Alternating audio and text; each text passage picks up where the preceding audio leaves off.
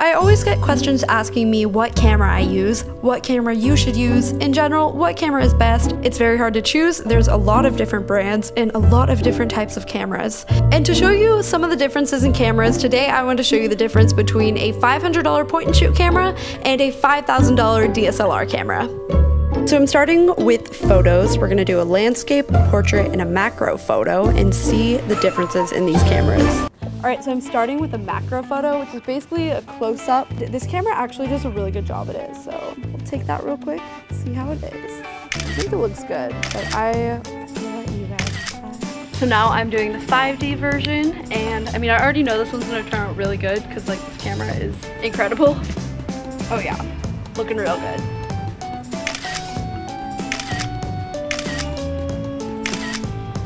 So which one did you guys think was better though? The 5D or the G7X? Comment below. Okay, so next we're gonna do a portrait, which is just a picture of a person. But I'm just gonna do a self-portrait on a timer. I'm gonna put it on the timer. I have it all set up exactly how I want it. So as you can see, we can kind of customize this. It's sideways, but yeah. All right, so gotta pose now. I'm just gonna like smile. I hope that wasn't too awkward to watch. I feel like watching people pose is just the worst.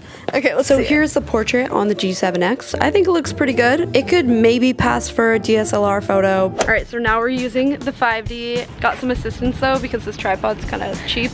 Okay, but I just set up how I kind of want it to look. I did pretty much the same settings. f2.8, ISO 100, but it's just a different camera with a lot better lens. So let's see how it turns out. We can go back up. With the 5D, you can tell this one is a lot better. The focus is way shallower, so it gives it that blurry background look that everyone kind of loves. All right, so now we're doing the landscape, starting on the G7X.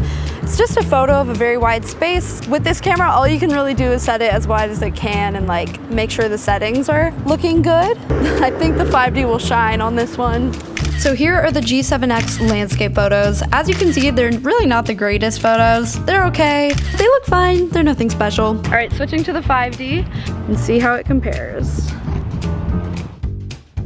So here is the 5D's photo. Again, I don't think it's really the greatest photo ever. Here they are side by side. You can see the one on the right is a little bit sharper, and then if we zoom in a little more, you can see the one on the right is a lot sharper.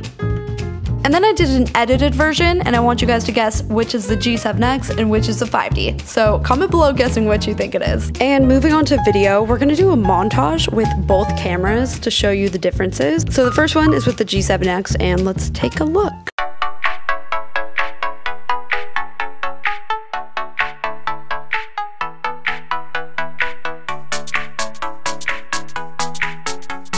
And next we have the same sort of montage, same kind of shots, but with the 5D.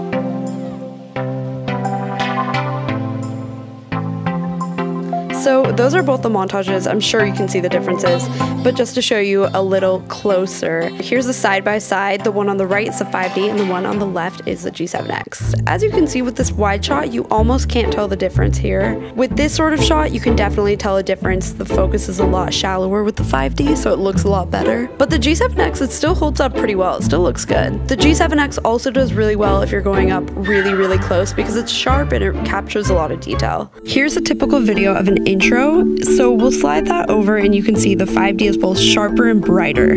Still, I think the G7X does a good job with this shot, but the 5D is definitely better. All in all, we can definitely agree that the $5,000 camera is better, but I think you can see that in a lot of these shots, the G7X holds up surprisingly well. If you think buying the most expensive camera will automatically make you a great cinematographer, that's not actually true. Here's some shots from the 5D that look pretty terrible.